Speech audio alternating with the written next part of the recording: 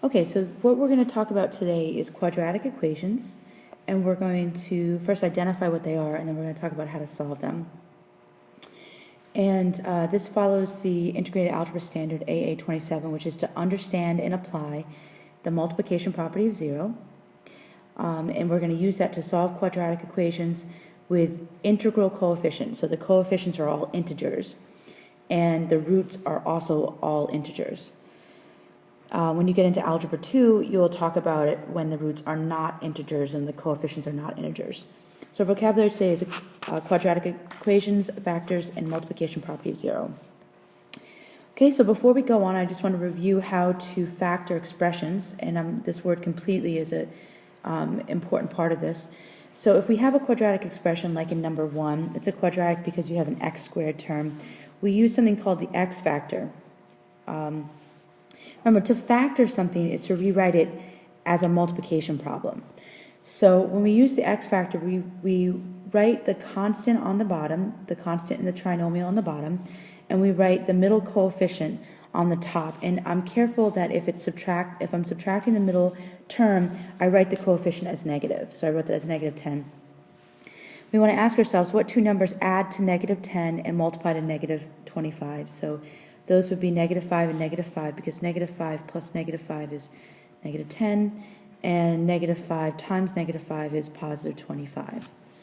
Okay, so I'm going to rewrite this trinomial as two binomials that are x minus 5 and x minus 5. And if I FOILed those out, I would see that I would get that trinomial as a result if I FOILed these two binomials out. Now, number 2 is a little different because it's a binomial and it's not a difference of squares, so I can't use the x factor on it because it's a binomial. I only use that with trinomials.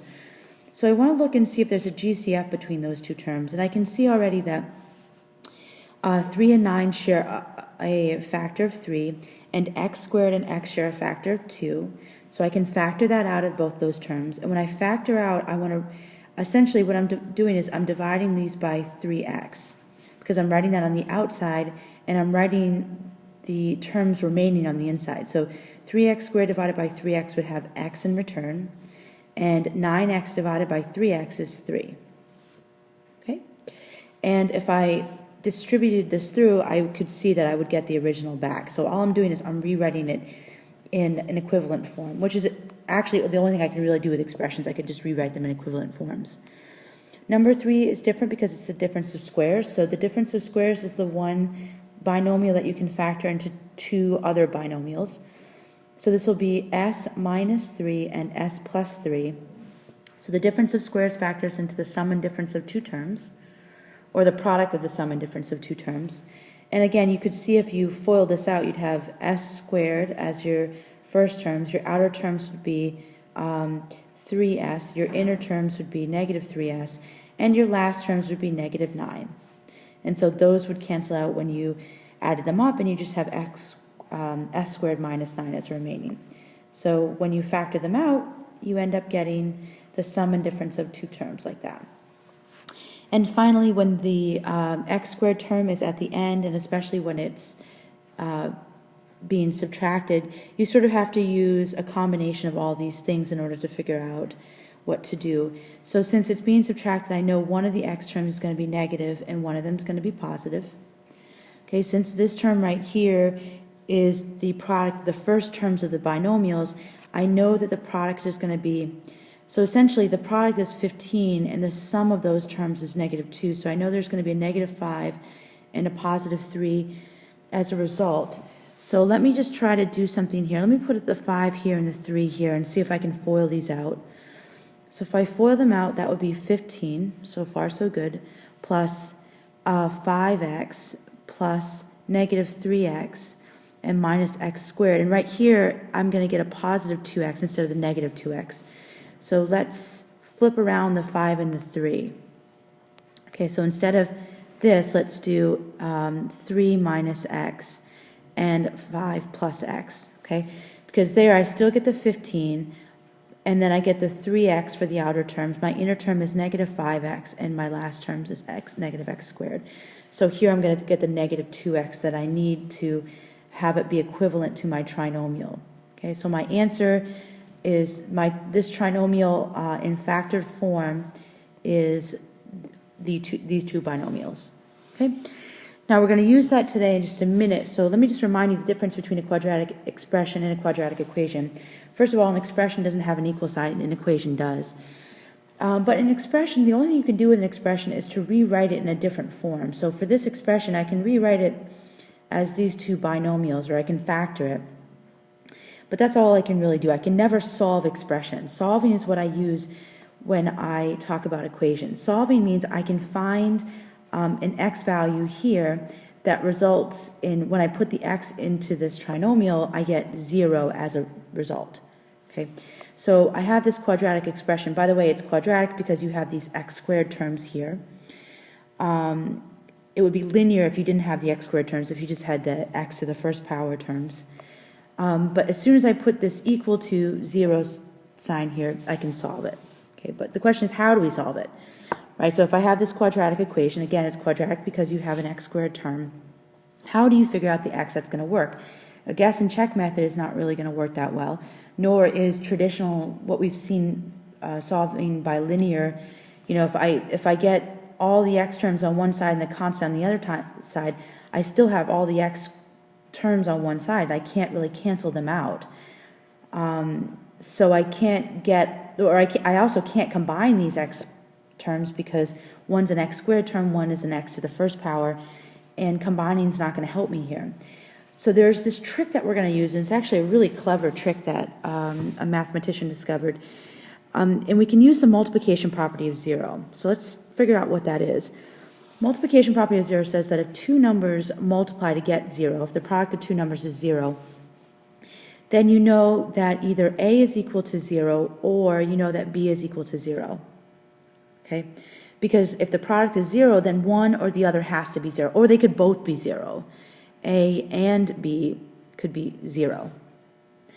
Now, how do we use that? Well, logically, if you have an expression like 4x is equal to 0, then I know x is absolutely 0, because I know that 4 is not 0.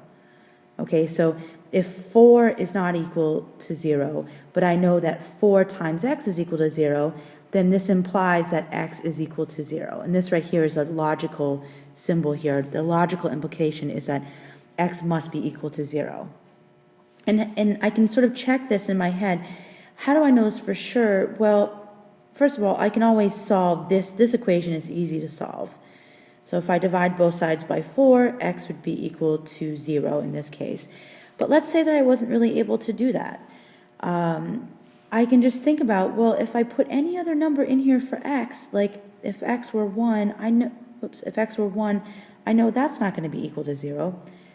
If x were 2, I know that's not going to be equal to 0. If I make it x negative, 4 times negative 1 is, again, it's not equal to 0. 4 times a fraction is not equal to 0. The only number I could replace x with is 0. All right, that's called the multiplication property of 0. We're going to use that property when we solve quadratic expressions. So the trick is, the first thing to do is get 0 on one side. Okay? So I have this equation, and I have the constant on the right side and the x terms on the left side, and I want to get 0 on one side. Now, I could get 0 on this side, or I can get it on this side. But I can see that it's a little easier to get it on my right side because I only have one term here. So in order to get these to 0, I'm going to add 2 to both sides because negative 2 plus 2 is 0. And then I have this trinomial on the left-hand side. The second thing is, when I have the trinomial on the left-hand side, I want to factor it. It's not always going to be the trinomial, but I want to factor the side with the expression on it. Okay, so I have the quadratic expression, so factor the quadratic expression is the next step. Okay, here I would have x minus 2 and x minus 1 is equal to 0. That's because my x factor would be negative 3 and 2, and negative 2 and negative 1 are the only numbers that fit that way. Okay, you might want to review the lesson video for factoring quadratic expressions if you don't remember how to do that. All right, now this is going to be like my A, and this is going to be my B. Okay, so essentially what I have here is I have two things that are being multiplied together to get 0. Okay, I have the x minus 2 factor and the x minus 1 factor. So remember, the multiplication property of 0 says that if I know two things multiply to get 0, there's two things that could happen.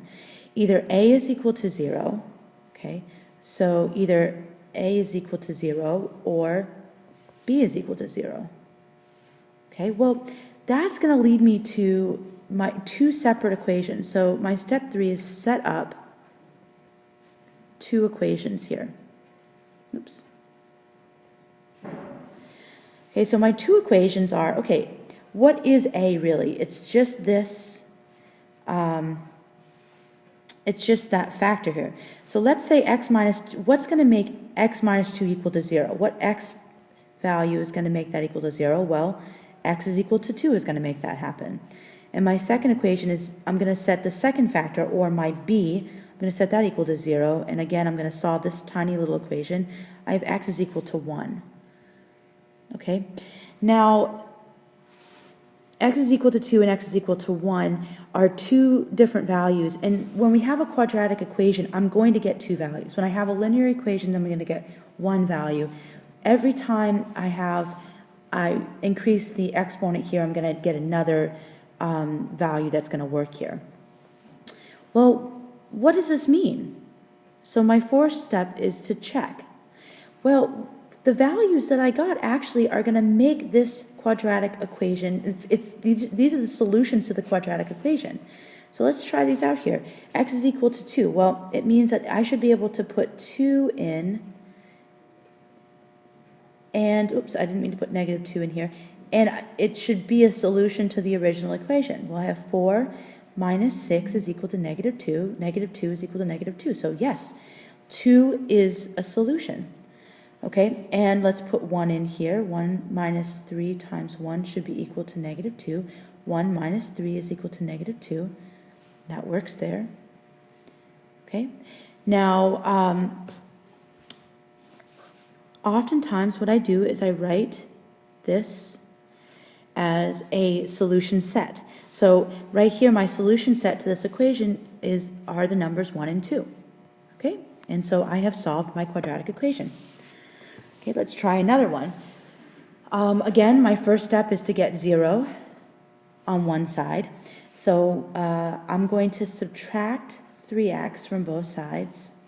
Now again, I could have gotten 0 on the right-hand side if I wanted to, but typically I want to try to get it so that wherever my x squared term is, I want to get everything else on the x squared side. And that sort of, or really, I want my x squared term to be positive. It makes it a little easier if my x squared term is positive. So if I had subtracted 2x squared from both sides, it would have resulted on the right-hand side with this expression. And then I could have used keep, change in order to put it at the beginning, but which is equivalent, you know, these are all equivalent moves. It's easier for me in the long run to subtract the 3x on both sides. So I have 2x squared minus 3x, and I have 0 on one side. Again, you notice what I've done here is I've made the x squared term as the minuend of the subtraction problem. It makes it positive, and it's easier for me to factor. So I don't have a trinomial, I have a binomial. It's not the difference of squares, so I want to find the greatest common factor between the terms. Now 2 and 3 don't share a common factor, but x squared and x do. They share a factor of x. So I'm going to factor that out. I'd have 2x remaining and 3. Okay. So what I've done when I factored it is I've made two different factors. So again, here is my a and here is my b. And so since I have two different factors, I couldn't do it in the original expression here, but I can do it in our equivalent expression. If I have two things that multiply to 0, again, I know that if either a is 0 or b is 0. So my second step is to factor, and my third step is to set up equations. Okay, so my equations here are going to be a little different because my first equation, my a is not a binomial. It's just x. So my equation is x is equal to 0, and there's no need to solve that. X is equal to 0 is just one of the solutions. And so my second one is x minus 3 is equal to 0. I set up that little equation. I do have to solve this one, so let's add 3 to both sides. 2x is equal to 3, divide by 2. X is equal to 3 over 2. Okay, so here are my two solutions. So my solution set is 0, 3 over 2. Now let's check them by putting them back into the original equation. If I put 0 in here, I can see that, okay, 2 times 0 squared is 0, and that's also equal to 0. That's a true statement. And if I put 3/2 in here, okay, 2 times 3 over 2 squared should be equal to 3 times 3 over 2. 3 over 2 squared is, so it's 2 times 9 over 4, and that should be equal to 9 over 2. And let's see, so let's erase this. So this is 18 over 4 should be equal to 9 over 2. And those are equivalent ratios because 18 over 4 can be reduced by, I can divide the numerator and denominator by 2, and I get these equal ratios. Okay, so that's my solution to my quadratic equation. Okay, the next one's a little bit more complicated. So the first thing you want to do is let's simplify the left-hand side here. So I have x squared minus 8x is equal to 2x minus 25. The next step is to try to get 0 on one side. So let's add 25 to both sides first. Again, I'm putting everything on the same side as my x squared term. Now I want to subtract 2x on both sides. Notice I'm putting the 2x under the 8x because they're like terms. Now I have 8 minus 8x minus 2x, and that's going to get me negative 10x. Okay, so I have the quadratic expression on one side and 0 on the other side. And if you remember, this is actually one of the left-hand side is a quadratic expression that we factored before, and we arrived at these two binomial factors. Okay, so remember there's two different equations here. X minus 5 is equal to 0, and I actually didn't need those parentheses. So x minus 5 is equal to 0, and likewise x minus 5 is equal to 0. So if I add 5 to both sides here, I get x is equal to 5. But if I do it here, again, we have x is equal to 5. So this is called a repeated root. And this is a really important idea. So there are two roots here, but it's just repeated. So the solution set appears to just be one number. Now when we go into graphing these quadratic expressions, or these quadratic equations rather, what we're going to find is it looks like a parabola, and it's going to bounce at, it's going to have this root here, it's going to have an x-intercept at x is equal to 5, and instead of going through at that point, it's going to bounce at that point. And now, I know that you've not seen this before, and we're going to talk about this, but repeated roots are really important pieces of information. So this is my solution set, and notice there's only one because it's a repeated one, and that's because you had identical binomials. That's because you had a perfect square trinomial, and there was no way to really tell that from the original quadratic expression, but that is what it's called. You arrive at a perfect square trinomial, which gets you identical binomials, which arrives at a repeated root, which when you graph it, geometrically it looks like a parabola that bounces at the point x is equal to 5. Okay, and that's the end of our lesson today.